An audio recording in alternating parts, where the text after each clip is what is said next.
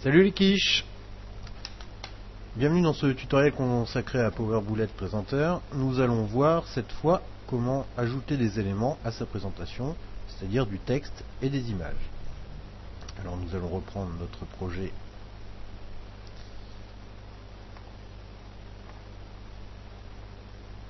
précédemment créé. Voilà.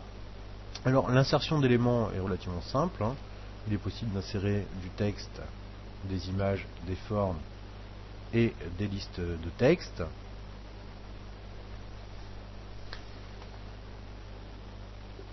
Donc pour du texte, nous créons sur texte. Nous nous retrouvons ici avec un modèle.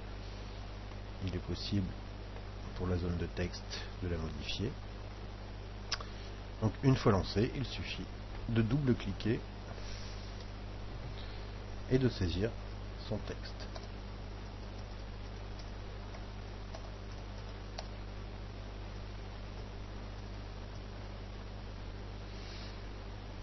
Donc voilà, comme pour la plupart des logiciels, Power Bullet dispose de possibilités de mise en forme. Donc je vais mettre par exemple mon texte en gras.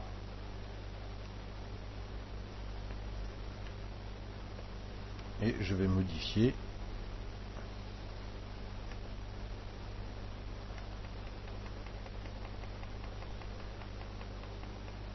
ici par exemple la taille de ma police. Ensuite je peux modifier ma zone de cette façon par exemple.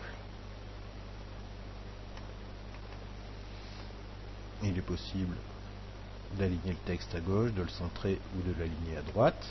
Nous allons par exemple centrer.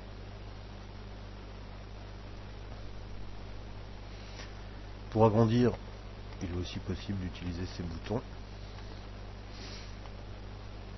Donc voilà pour le texte.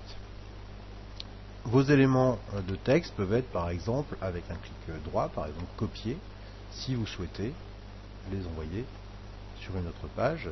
Alors comme je souhaiterais que mes titres soient toujours de la même forme, je vais copier cela sur d'autres pages. Donc je vais sur la page 2, par les flèches de navigation comme vu précédemment, clic droit, paste, et ainsi de suite sur les autres pages.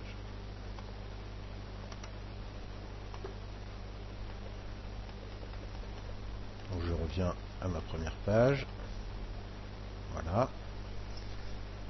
où je vais insérer à nouveau du texte. Donc texte,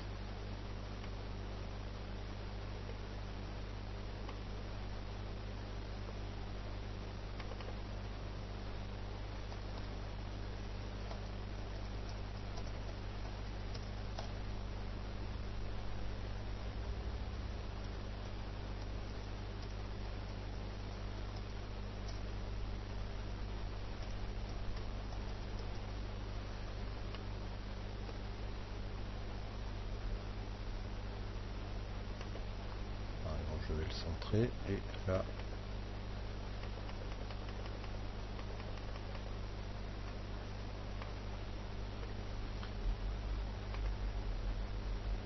je souhaite le réduire.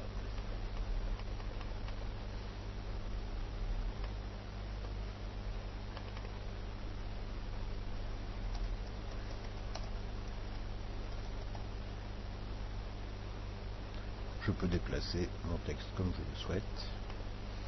Voilà, bon, je vais faire plusieurs manipulations à la suite, donc je passe à la page suivante.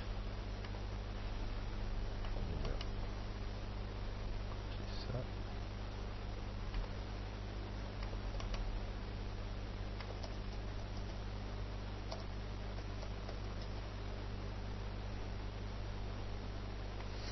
Donc voilà par exemple. Maintenant je souhaite insérer une image. Donc comme pour le texte, je clique sur insérer. Je vais choisir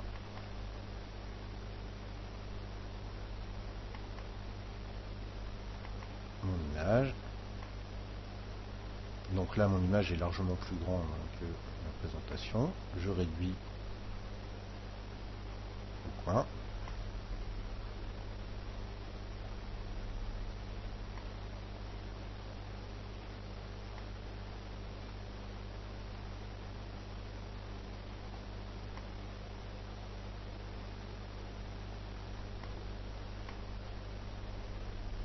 Alors, le problème, c'est que Power Bullet permet de déformer l'image, donc attention à bien conserver les proportions.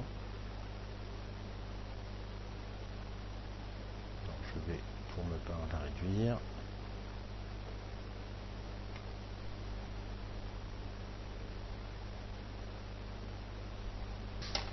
Alors, maintenant que nous avons vu comment insérer ces éléments, il est possible ensuite simplement de les modifier.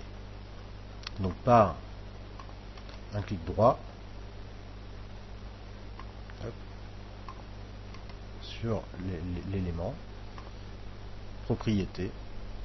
Donc voilà, il est possible de modifier la position, l'opacité si l'on veut un effet de transparence, de mettre une ombre par exemple.